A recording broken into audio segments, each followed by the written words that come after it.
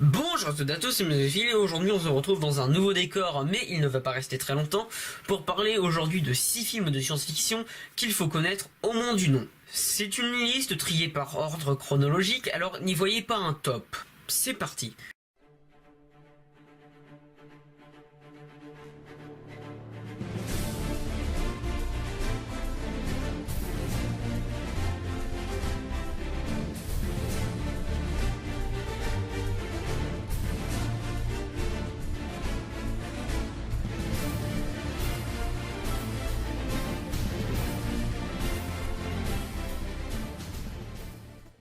Messieurs, dames, veuillez regarder ceci. Numéro 1, Le Voyage dans la Lune, sorti en 1902. Pourquoi ai-je mis ce film dans ce top? C'est très simple, il est réalisé par Georges Méliès. Rien que ça, je vous dis, regardez-le. Ce film, c'est plus un court-métrage car il dure à peu près 15 minutes. On appelait ça un film à l'époque. Les effets spéciaux sont révolutionnaires dans l'histoire du cinéma. Le scénario l'est aussi, c'est un des tout premiers films de science-fiction. Et pour les personnes qui ne connaissent pas le film, je vous mets une image, celle-ci. Je suis sûr que vous connaissez cette image. Il est disponible sur YouTube, il ne dure pas très longtemps, alors regardez-le.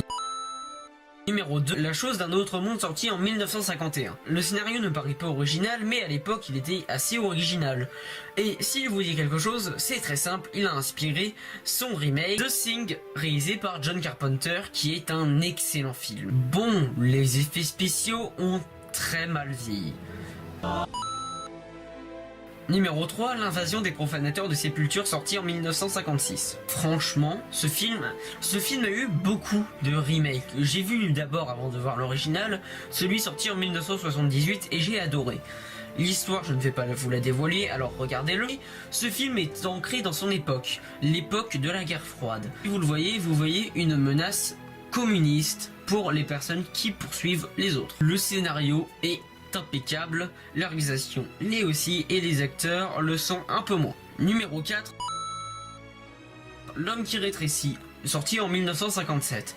Alors ce film là, je n'ai même pas besoin de parler du scénario, vous lisez son titre, c'est bon, vous savez de quoi ça parle. Ce film contourne très bien le scénario du nucléaire, comme je l'appelle. Comme par exemple le Godzilla, sorti en 1954. Ne l'évite pas. Les acteurs sont bons, les effets spéciaux sont révolutionnaires, et rien qu'avec ça, je vous dis, allez le voir. Numéro 5, Danger planétaire, sorti en 1958. Alors celui-là, si je vous montre ça, je sens que ça ne doit pas parler à beaucoup. Mais si je vous dis que son autre titre en français est Blob, Terreur sans nom, là, je suis sûr qu'il y a beaucoup plus de personnes qui savent de quoi je parle.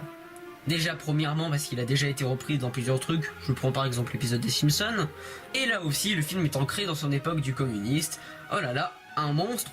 Et je vous incite à le voir car le film a mal vieilli, et j'adore voir des films qui ont mal vieilli, car on voit quelles étaient les procédures utilisées dans cette époque. Les effets spéciaux ont assez mal vieilli, les acteurs le sont aussi, et la réalisation l'est aussi. Numéro 6, ce film-là, j'ai assez hésité à le mettre, mais je l'adore, et il faut avoir vu Voyage au centre de la Terre, sorti en 1959. Adapté d'un roman de Jules Verne, les effets spéciaux ont mal vieilli. Par exemple, pour produire des dinosaures, on prend des lézards et on leur fait une crête sur la tête. Un des plus gros défauts du film, et surtout, l'humour qu'on essaie de rajouter. Mais ce film a une très bonne histoire, de bons acteurs, une bonne réalisation, donc allez le voir. Maintenant, 4 films que j'ai vraiment hésité à mettre dans ce top. Le jour où la Terre s'arrêta, qui est sorti presque en même temps que La Guerre des Mondes, entre les deux films, je préfère vraiment Le jour où la Terre s'arrêta. Car le scénario est mieux, la fin est mieux développée, les effets spéciaux ont un peu moins vieilli. Le jour où la Terre s'arrêta a gagné, La Guerre des Mondes a plutôt perdu avec son pauvre scénario, ses acteurs qui ne sont pas au top, et plusieurs erreurs scénaristiques et ses effets spéciaux en carton-pâte. Godzilla, sorti en 1954, qui lui n'évite pas le scénario nucléaire, mais un assez bon film, les effets spéciaux sont corrects. Le film sorti, comme pour Mothra par exemple, de la capitulation du Japon pour la Seconde Guerre mondiale. Godzilla représente l'Amérique, mais dans les prochains films, il représentera le Japon.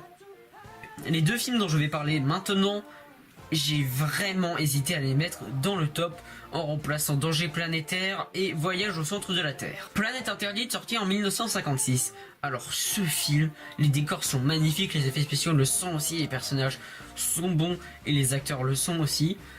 Regardez-le. Et La Mouche Noire sorti en 1958, il a inspiré La Mouche de David Cronenberg. D'ailleurs, La Mouche de David Cronenberg, je la mettrai dans ma vidéo suivante si j'en fais une. Et La Mouche Noire a un bon scénario, de très bons acteurs, et ça parle de téléportation, de problèmes de téléportation. Donc j'espère que cette vidéo vous a plu. C'est vrai, je l'ai fait surtout pour tester mon logiciel de montage, pour savoir s'il était capable de faire un rendu avec des images. Alors je vous dis à bientôt pour de prochaines critiques.